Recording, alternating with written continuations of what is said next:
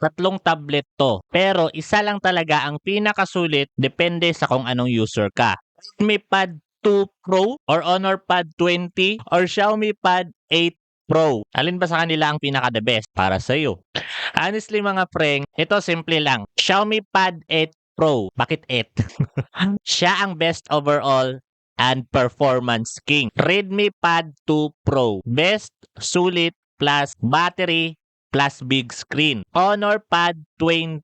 Casual use, budget friendly. Magkaiba sila ng target mga preng. Unahin natin si Xiaomi Pad 8 Pro. Ito yung para sa mga user na gusto ng mas malakas na chipset, better gaming, mas premium yung display, mas mabilis sa multitasking, mas future-proof. Yung tipong pang-gaming, heavy apps, editing, school, plus work multitasking, plus pang long term talaga siya nga tablet. Preng, ito yung flagship feel sa tatlo na nabanggit ko. Ngayon, sa Redmi Pad 2 Pro. Ito na naman yung tatawagin nating practical king kasi panalo siya sa big display, battery life, value for money, daily use, media consumption, yung tipong pang Netflix, YouTube, online class, documents, at pang-casual gaming. Yung tipong hindi siya yung pinakamalakas pero sulit na sulit. Ngayon, si Honor Pad 20. Para sa akin, okay naman to siya mga preng. Pero, ito yung tablet na pang-browsing, Zoom, schoolwork, social media, at light use. Hindi siya pang-heavy gaming mga preng. Pero ito yung hindi sinasabi ng iba. Hindi porket si Xiaomi Pad 8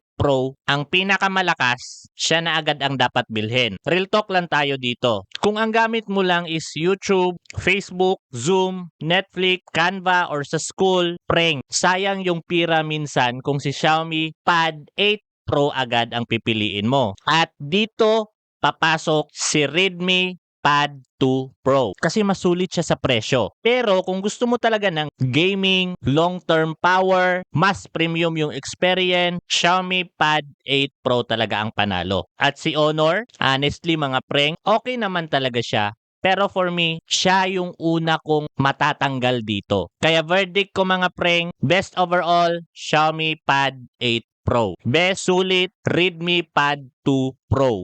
Casual use lang, Honor Pad 20. Pero yung sa personal pick ko mga preng, kung yung budget mo is wala namang issue, go ka na kay Xiaomi Pad 8 Pro. Pero kung sulit yung pinag-uusapan, mas sulit choice si Redmi Pad 2 Pro. Kaya mga preng, kung gusto nyo na ng honest tablet review na hindi puro specs lang, follow nyo ako preng. Pero kung nakapag-decide na kayo na bumili ng smartphone or tablet online, pero nag-aalala kayo saan bumili, go check my profile, check my bio. Nandyan na lahat ng official and authorized store online na pwede mong pagbilhan ng paborito mong smartphone or tablet. And take note, nandyan din yung mga top-rated smartphone accessories na pwede mong magamit in the future or sa iyong araw-araw. At baka sale pa sila ngayon mga preng, baka may pa-discount, baka may pa-free shipping, o baka may mga freebies. So go to my profile and check my bio. And preng, kita-kits sa susunod na video, follow for more.